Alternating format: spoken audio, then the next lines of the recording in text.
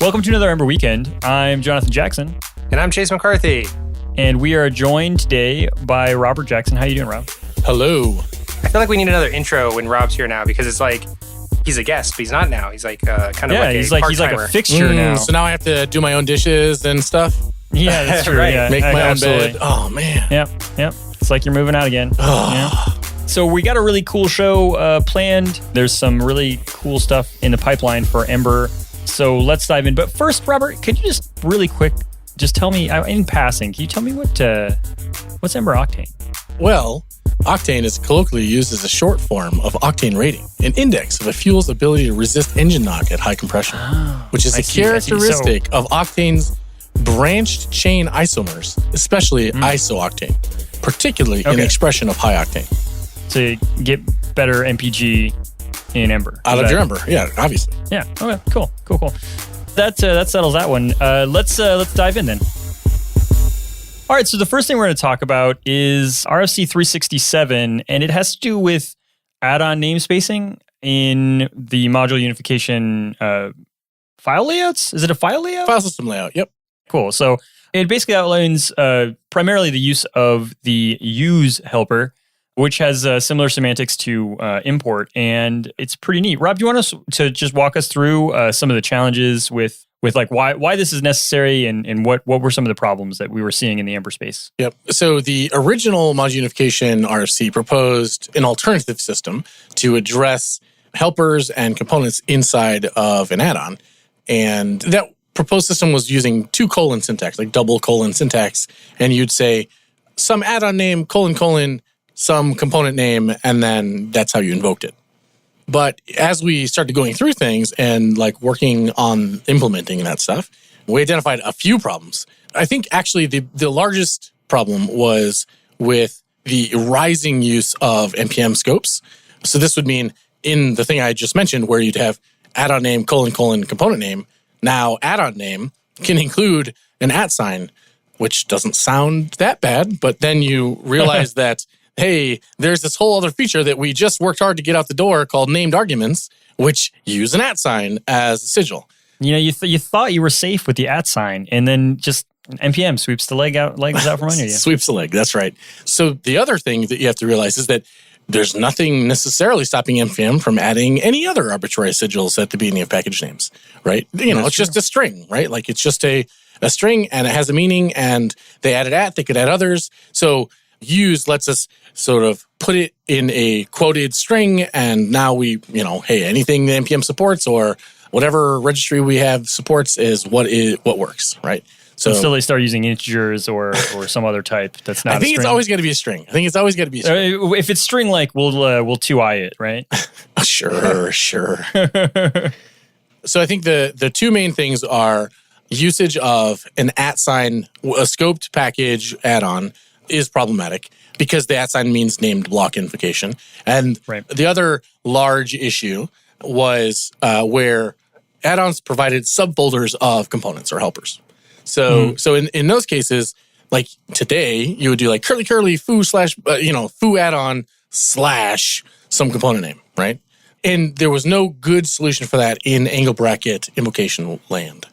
Those are the biggest issues. Now, there was a few other constraints mentioned here, but those are the biggies. Yeah, there were some of these things that I didn't actually know were part of the specification, like implicit main would be, I'm guessing, the default export. Yeah, so like the idea was if you had an add-on name and you just did curly add-on name, it would like automatically look for this implicit main component thing. Oh, the main. Okay. Yeah. So like you'd have a main, which is like, if you just get invoked with your name, then great, this is the component. Otherwise, any other name would have to use add-on name : something. So it's just the only thing that was talking about is whether you got to invoke something without : That was what it was all about. Mm-hmm. And I also didn't know about the automatic stripping of Ember- and Ember CLI-. Yeah. So it turns out because namespacing is hard and naming is hard, lots of add-ons and Ember-related things are prefixed with Ember or Ember CLI. And it would be, at the time we did the first module unification RFC, we thought that it would be too onerous to have to type Ember- or Ember CLI- every time you want to use like an add-on. So for example, every time you want to do if EQ, you have to rewrite that to if Ember-truth-helpers : EQ, right? We thought that would be a bit too onerous, right? It's a little rough. Yeah. It's a little rough. So we solved that by removing Ember-, which is also not, now it's still truth helpers : EQ, which sucked, but it's less sucky than Ember-this, Ember-that, when everything was Ember. But there's some ambiguities there, right? Yeah, exactly. There's significant conflicts there because you could have something. Ember CLI moment, Ember moment. Yes, exactly. Oh, wow. Yeah, that's a good one. So you bring up the EQ helper. If I want to use that in an Ember app with the use helper, do I have to define every helper that I use? Will there no longer be like... Well, hold on. We haven't described use yet. So let's back up for a second and talk about that for a minute. Right? Yeah, definitely. So the idea here is instead of the system that was defined in the original module unification RFC, which was RFC number 143, we drop the : invocation syntax, we drop the main implicit to main, quote unquote, rules, and we remove the like auto stripping of Ember CLI prefixes, right? And what we're replacing those things with, like those were all added for reasons, so we need solutions to those problems. And what we're replacing them with are a new helper. It's more like a keyword really than a helper that you use in the template called use. And it's very similar to import. It has lots of things that you would relate to modules, like ES modules, but it isn't exactly the same, so we didn't want to use the same word because it would cause more confusion than not. Right. So use lets you pull in a component or helper from another namespace, basically, like an add-on, basically, and use it in your template. So, for example, I think I keep saying add-on name : component name. So using that exact example, you would say : use component name from quotes add-on name. Like that's how you would specify it. And then in your own template, in that template that had that use statement, you would just use component name as if it were directly there available for you, like : component name or angle bracket component name, depending on which format it is. And similar to other systems, like you can alias. If you don't want to use the same name that the add-on gave it, you can say as, and you can give it a new name, things like that, right? Right. So back to the question, would I have to, at the top of my file, have a bunch of uses that would say pull in like the truth helpers, for instance? So I think the default answer is yes. However, there is an escape hatch, which should be used pretty sparingly. There is this concept of a prelude, which is a single template that's used for declaring common use statements that are common across all of your templates. So the only time you'd be using this is when you think 80% or more of your templates are going to need a given component name or helper name. In that case, you would totally throw the use helper in the prelude.hbs at the top level, and you'd be good to go. Now, I think EQ could easily be one of those things that you used so much. I personally think EQ and or should probably be keywords that are just provided by the framework, just implementation-wise. That is a totally separate argument, and we should make an RFC for that separately. I was about to say, it would require another RFC. I think that like and or not and EQ probably are all things that should be built in, right? But anyway, sorry. So if those like rose to the level of used by 80% or more of your templates, you totally would add them to your prelude. I think the biggest use case of the prelude, though, is translation helpers. Right. This is the thing where if you're doing internationalization, which most apps probably are, you're going to have this, like, often it's called T, just because it's short, though it's impossible to Google for. Mm-hmm. Yeah, a T helper that you invoke in, like, whenever you're going to display text to the user, and that'll like go through the translation system and show the right localized version of the string, right? So you certainly don't want to have literally every single template import T, because that would be very annoying. So you would add that helper to your prelude. Cool. I think I recall from Matt's talk at Ember NYC, which I think we briefly mentioned a couple weeks ago. I think you mentioned that preludes will like stack. Like add-ons could provide a prelude, and then you could provide your own, and then it'll be like the last one wins kind of thing. Is that how that works? Can you go into more detail around the prelude? Yeah. So basically, we talked a bit about it. We've sort of bounced back and forth between letting add-ons have their own preludes that work in their scopes, and then the app has a prelude which works in its scope, and all that kind of stuff. And I think where this settles now, the prelude is only at the app level. And add-ons will not provide their own preludes. And because like rising to the bar of usage in 80% of your templates is like pretty uncommon. It's just going to be something that you add in your app, right? Like an add-on can't know if you use Ember Truth Helpers that you're going to use EQ in a ton of your templates. Like, to my mind, there's very few cases where you actually want that, right? Where you have so much shared use. It would like eliminate any ability to like tree shake those if they're just like Truth Helpers was like, hey, all of them are in the prelude, that now there's no way for your app to know which ones you actually use. Yep, exactly. And you could imagine like maybe do EQ and an or something. Like, that's fine if you think they're super common, right? To me, personally, I think that having the prelude be an app-only thing and the app gets to decide the aliases and the names for the things, that makes sense to me. Every add-on that has its own templates should be using the normal add-on invocation. It would use its own uses for its own stuff, right? But if they're local, if a component is local to your namespace, you don't have to use use. So like within, like an Ember Power Select, if there is a component inside the Ember Power Select namespace that it wants to use internal to its own templates, it would just invoke that, just like normal, just like you would use it, invoke it in your app, right? And with mod unification, those wouldn't modify the top-level global namespace.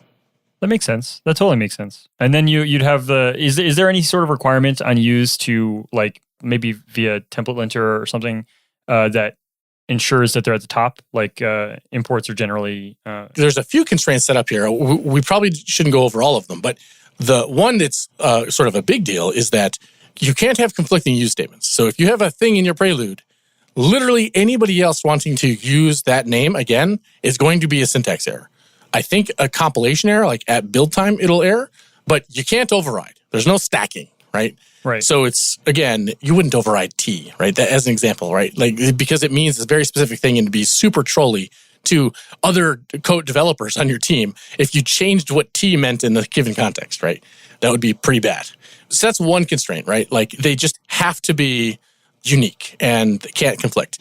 I don't think there's a specific requirement to have them be at the top, but I think that would probably be a good linting thing. And it'd be very easy to lint. So we could add it to the linter and have it be a nice default thing. Yeah, I was just thinking about all the different ways that you can make this relatively convenient. I feel like if there's only one place to look, like in the prelude or in the add-ons directory, it would be good for editor integrations, and linting could make sure that your imports are at the top so it kind of follows suit and you'd be able to find things where you need to. Yeah. So that makes a lot of sense. Yeah, and also like it makes it easier to identify, for example, like for editor, like talking about editor integrations, when you have the angle bracket invocation where you're using regular angle brackets and capital letters to invoke your components, having use bring in those components gives your editor even better feedback to jump to definition and show you, like it's just way nicer for that stuff. Now, that's by no means implemented or part of this RFC. It's just something that's now possible because we know where it's coming from. Right. So, but also as a user, when you read the template, you'll know where it's coming from. So you'll know whose docs to read. You'll be able to go look at the README. Whereas today, in an app that has hundreds of add-ons in it, like a good-sized app, you got lots of stuff you pulling in because lots of people have made and shared reusable bits. Now you're in a template and you see flummox component invoked, and you have no clue where the hell that's coming from. And you've got to now, you're grepping your node modules folder to see who's providing this thing. And oh no, they register it in an initializer, so Lord knows. You're just totally, up a creek without a paddle, right? Sure. Yeah. I was thinking that this does come with the notable trade-off. I mean, the prelude obviously is meant to deal with this, but your templates will become more verbose. Yes, you'll end up with more total lines in your template.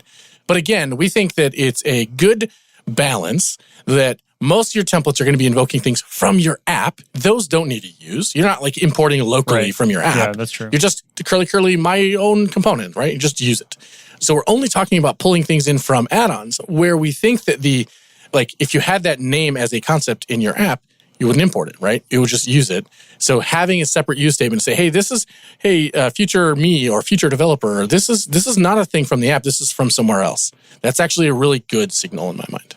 Yeah, definitely. I know the exact pain that you're talking about where you're grepping node modules, where you're like, I don't know what add-on I need to look at to figure out what's going on in this particular section. And I end up looking at the package JSON first and then being like, which one of these kind of looks like it imports a component? Yeah. It's bad. And then of course you default to grepping. Yes. So another aspect of this RFC is it's not just, so we've been focusing mostly on the template side, but for the template side thing to work, since the templates are just using like a sort of standard owner APIs like lookup, factory for, and whatnot, since that's just how that works, adding support for this means that we also have to add support for add-on or namespace local things like services, for example, where you can have a service now, and now it doesn't collide with the top-level apps service, right? You can have your own, like a local one, based on where you're currently at and what your source is. Also, like there is basically a source option and a package option as new arguments in options POJOs to owner.lookup, factory for, resolve registration, and has registration. I think it also will need to add one for register, though maybe that's missing. I'll have to comment on this, but yeah. I think it's RFC. You got your opportunity. Register and unregister, I think, probably will need similar treatment, I think. But anyways, the point is now you can have an add-on. It can have its own little services. It doesn't have to worry about when it adds a service, it collides with the app namespace or clobbers a thing, or it gets clobbered and now your APIs are totally screwed. So I have a question, and I know this is like being really like off topic. Maybe not off topic, but what if I were to yield an add-on imported component to the block of another template file? So I have my own personal component that doesn't require the use, but I've yielded in its template, I've yielded out a component that I pulled from an add-on. Do I have to then also add the use statement to that other template file? No, the use statement would only need to be where you're directly using the add-ons thing, right? So if you invoke some add-ons thing and then yield that out, or maybe the add-on provides a helper and you're using that helper to like control the yielded value or something like that, all of that's totally fine. You only need the use statement in the place where you're actually using it in the file. It's like, think about it like JS imports in that respect, where you're importing it in the file that actually uses the thing. If you had a function that returned it, the caller doesn't have to import it. Right? Okay. That totally makes sense. I was just trying to think of like how this is kind of implemented.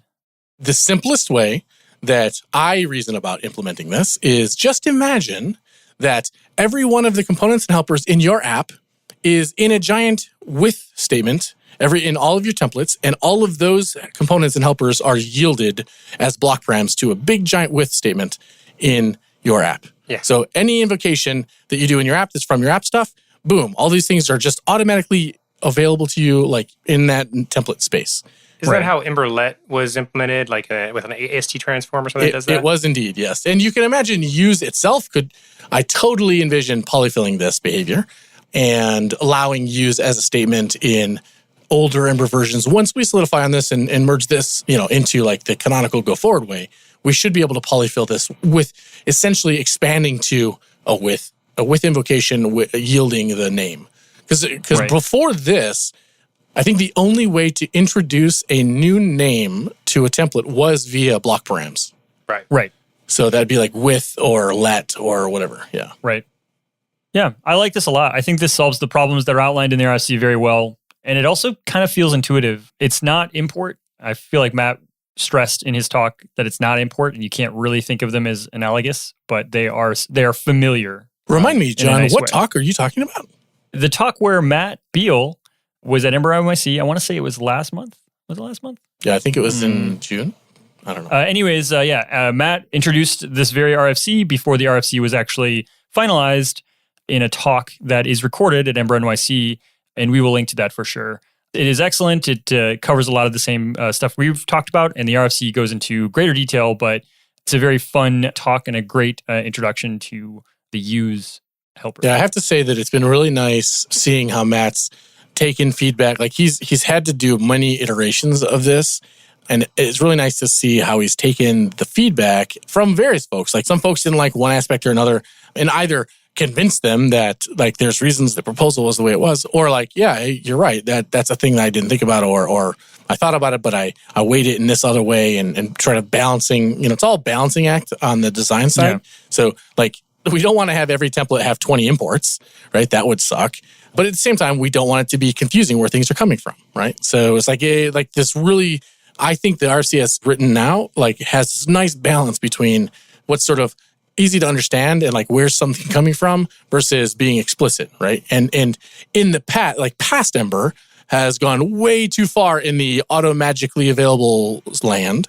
And now we're sort of trying to do a course correction, but not do too much course correction, because it is quite nice to just like pop down in the template and invoke some stuff, right? Yeah. So it's like it's a balancing act, right? And I think Matt's done a great job putting this together. And I know for sure that it's been a massive amount of time. And thanks for putting it all together and sort of wrapping a nice bow up on this update and getting it out there, Matt. It's an interesting thing that you think he listens to the podcast, honestly. We're going to have to poke him now. If he doesn't respond to you, we're going to know that he didn't listen to this episode. I'll just take a snippet and I'll send it to him. Just take a snippet? my love letter to Matt Beal. TLDL, this is the chunk we talked about, and you don't have to listen to the whole 45 minutes. Don't worry about it. Yeah. Nothing important in there. So I guess to wrap a bow on this little section, the RFC is 367. It outlines use. Definitely check it out. There's still time to comment. I think this is not that old. I think maybe it was from this week or the week prior. I think it's today. Is it today? I don't know. It'll be a week in the future though. We're time delayed. Nothing is ever today on this show. That's right. 8 hours ago. 8 hours ago. He tweeted when he submitted it, and he said he finally got the RFC up, and while I was on vacation, which I did take vacation, but I came back just to send a little audible love note to him in this podcast. Mm-hmm. Yeah, definitely. So check out the RFC. I will also be linking to the talk from Ember NYC where he outlines it in a nice little slide deck. Check it out and let us know if you have any comments on it. Hit us up on Twitter or the Slack channel. All right. And the next thing we're going to go over real quick is RFC 353. We don't have a title on it, but it's called Element Modifiers. Was this introduced by Chad Hayatala? Yep. And it replaces a previous RFC, which was written, I think, by Matt Beal. I can't remember. Yeah, Matt Beal in 2016, January of 2016. Wow. Yeah. And this one's really interesting. So like many people, like element modifiers feel like, to me, I guess, old style Ember, because the first time I remember interacting with them was BindAddr. So that style of like, you're not setting it to an attribute. It's just kind of floating there on the element. We still use it today with actions, but I guess a lot of people are probably moving away from that because there's other ways to bind actions directly to DOM events rather than actually just having them as modifiers. But this is kind of, I don't know, how would you describe it, Rob? Like solidifying like a public API for defining modifiers? Yeah, so today, like there is an element modifier that existed for like, I guess forever, I don't know, since 1.0, right, called action. And it's easy to reason about action being an element modifier as like, it's a sort of elevated thing from the system that like it's a magical keyword or something. So you can imagine it being that. When you go to think about it, you couldn't write something in your app to be like that, right? Where you have access to elements and can write attributes and click handlers and stuff like that, right? That's not something you can write in your app code without writing just a component, dropping down and writing a component to do it, right? So the idea here is to just make an API similar to a component API. Like there are methods called didInsertElement and didUpdate and willDestroyElement. Like those are the lifecycle hooks being proposed. And in those methods, you get access to the element that the modifier was on, right? So now you can imagine writing something like add event listener, which is, I guess, akin to what action does, right? Or remove event listener, or like any list of things. You could also imagine writing something like ref, if you're familiar with the ref system in React, where you could get access to give an element and pass that element on to your host component. Now, you might ask, why the heck do you care about that? And the answer is largely because in sort of Glimmer components, or if you've used the Sparkles component add-on, the component instance itself doesn't have access to the DOM that is the render template. There's no this.element. There's no this.bounds exposed yet in Ember's implementation of Glimmer components. So like, there's just no way to get to that DOM. So now with these modifiers, you can imagine adding a nice little modifier on the thing you care about and having it do something. Like you could imagine wanting to autofocus an input when it's rendered, right? You could put that in your template and boom, it'll autofocus. Now, there's issues with that depending on if you yield blocks and stuff. But anyways, the point is you can now have a place to reuse this code. Right. So this seems like a really useful place for like if you did something like I want to say jQuery calendar, but any JavaScript library where all you're really doing is creating an element and then waiting for that did insert element to get fired so that you can like fire off some external library like 3JS or something to Yeah. like say, this is the element you need to render on. Yeah. So all you do here now is you don't have to write that JavaScript file. You just say, this thing is a 3JS whatever. Yep. I mean, does that make sense? Yeah. So I think to reshuffle that a little bit, a good use case of element modifiers is any place where you're doing some JavaScript code on a sub element, not the this.element, not the root element of a component, but some child element in the component's template from did insert element. So if you have a thing that's like this.dollar and some CSS selector or this.element.query selector, and then do something like maybe add an attribute, do some class stuff, or kick off some jQuery widget or whatever, right? If you're doing that sort of stuff, that's a great thing that you could do with the modifiers here. So I think I understand the purpose of these now. But when we were doing review, I had some questions around like the why of this, and I'd like to reiterate those. The first one is, why would we introduce this new concept, this new primitive, especially in like element space, when we could just write a component? So for instance, an autofocusable or an autofocus input component, and it just instantiates a component and then focuses it, or the graphing stuff for calendars or whatever. You could just create components. So what does this offer over using just regular old components? There's a few things. First of all, I don't think anywhere in here you're going to see it says, hey, you shouldn't make components anymore. Components are dead. Long live element modifiers. Wow. That's going to be like the title of this episode now. Components are dead. Like that's just not the thing this is trying to do, right? So you're still going to have components. The components are still going to do this set of stuff. You're not going to want to make an element modifier for every possible thing you're going to want to do on an element. Just those like reusable ones or the common things, or where maybe the only thing you need a component for is just this one little thing that you would do in digital element, right? Now you can just have it be a template only component, right? You don't need a component.js file because it's just this one modifier thing, right? It's more about composability than it is about like taking a shot across the bow of components, right?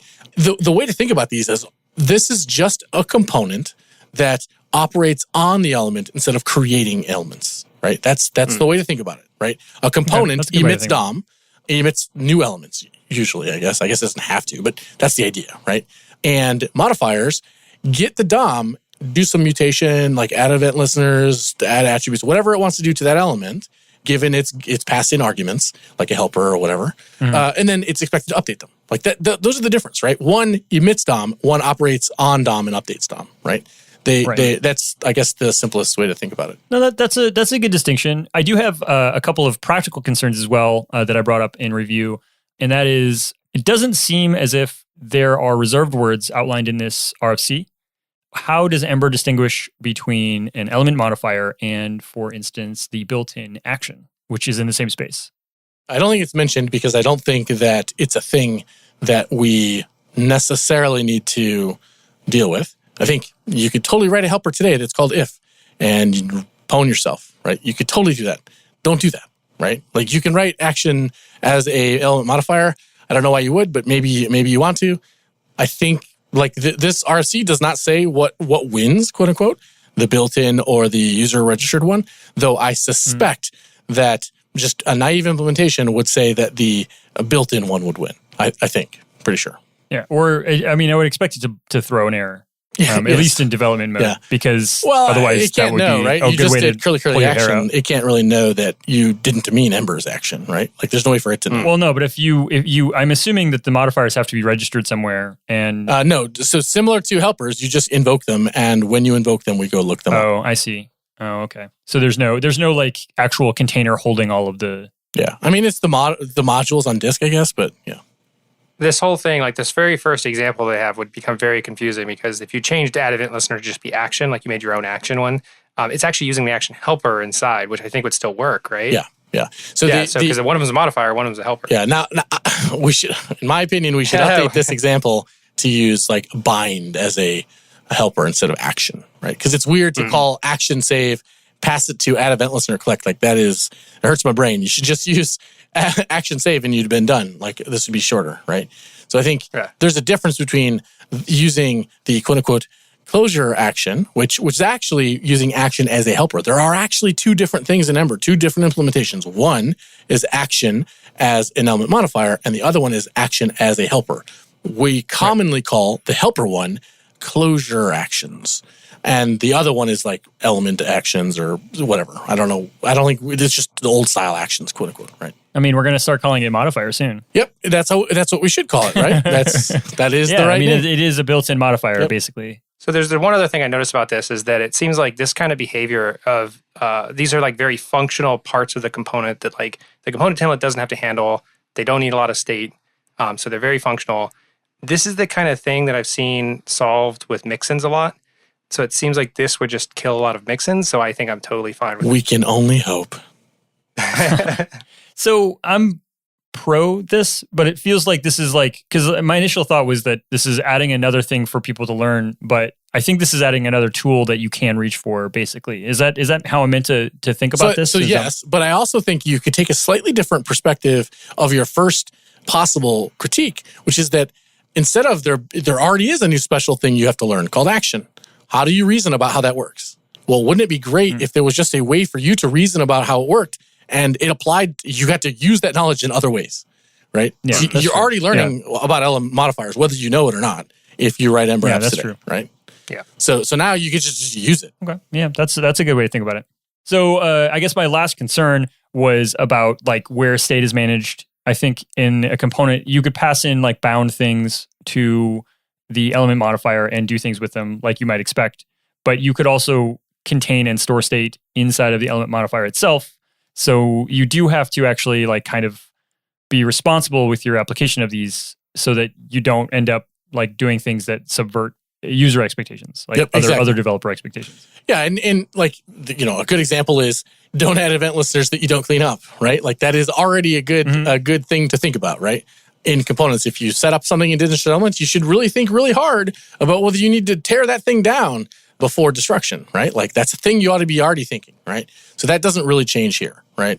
There's totally things you can do in digital element for setup, like maybe you add a class or something, and you don't need to remove it before destruction, right? It's just going to go away, right? So that's fine. But like, all sorts of event listenery things, or like initialize some rich text editor widget, and then you want to grab the data before it's torn down, something like that, right? All of that is stuff you need to do. Now, you can totally have state management problems, like where you have your updating, like you get a did update, which is one of the lifecycle hooks where new arguments are passed. Like maybe you change, now you're not like if listening to click anymore, you want to listen to some other bound type, like event type, maybe blur or something. I guess these are stupid examples, but whatever. If this was a thing you wanted to do, you'd have to say, I need to tear down the old event listener that I created and set up a new one, right? Like that state you have to manage. Right. That doesn't mean you have to support it, right? It just means that if that's a thing you want to support, you've got to do the work to do it. Yeah. So I'm already imagining, and I want you on record here, I'm already imagining, because this store, for instance, is universally injectable, because it's services, I'm already waiting for somebody to do, like in element space, do things that access the store. I know this is going to come up. And I want your opinion. I'm thinking that that's a bad idea. Maybe. No comment. I don't know. I think so. It's been asked a bunch of times. Like, are components allowed to use the store? Can I use Ember data from a component? I think sure you can. You can. You absolutely can. I think that that's the wrong question to ask, I guess. Okay. So I think what's the right question? So I think the question to ask is, should the thing that owns data use the data store? And the answer is yes. So if your component is the thing that owns the data, then it should totally be doing the data requests. If your component isn't the thing, like maybe it's the route, maybe it's passed in, then that's where you should be doing the data, managing the data, right? This is what data down actions app is all about. It's not that everything has to come from the route. It's that the thing that owns the data has to be the owner of the data, and everything that wants to mutate it or deal with it should send an action to that object, right? Like that's what that's about. Anyways, that's totally a cop-out answer. I can't imagine. It is not the answer. I wanted you to say no. I know. Don't do that. I cannot imagine, because it's bad. I cannot imagine off the top of my head a case where you would want to do a query in a element modifier. The only cases that I'm stretching here, like autocomplete, maybe, or I think that could do. I think a JSON one example request, that was actually given in the RFC is about page tracking. You could totally imagine wanting to fire off this was viewed sort of thing on a scroll on some events. Like that seems reasonable to me. And if you happen to use the store for that sort of tracking, then so be it, right? Yeah. You could also imagine using like the Google Analytics like built-in thing or like whatever, right? So when your widget comes into view, you fire a tracking event. That seems like a very natural thing to do and want to do. And today, people do it by having components and then have the components yield a block, and then you put your actual template code in the block. Whereas now you can just put your write your HTML and assign a like track impression or track page view thing to your template. And I think that's great. That's a one less layer of useless abstraction that you don't need, right? Or that you can get rid of. Yeah. No, totally. So I guess to summarize this is element modifiers are cool. Definitely check out the RFC. It seems as if the element modifiers RFC is still in kind of the early stage of the RFC, like it's very new, and it's not necessarily dovetailing like our previous RFC. It's not dovetailing on an already established RFC. What you're talking about, it was originally submitted in January of 2016.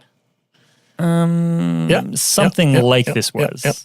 Something like this. No, I totally agree with you. Sorry, I was just trolling you. But yeah, it's totally you said I'm not a guest anymore, so I can troll you. No, you're not. No, you're on board. This is I'm down with this. I guess my point is that it is still in flight. This is a prime time to check in, your comments in. Give some feedback. Exactly. The thing you said, John, about the reserved keywords, I think that's totally a good question. I think today the only one that we would have in the space would be action. But good question about whether we should reserve others. That was the first one. I was like, what if I make an action element modifier? I'm pretty sure it's not going to work the way you want to, but it totally should be. We should just forbid it, basically. Yeah, I think and it seems like that there's a thing there, but it also may be nice to have some other namespace that. Like maybe it's a combination of the use helper and Ember's source as the namespace or something.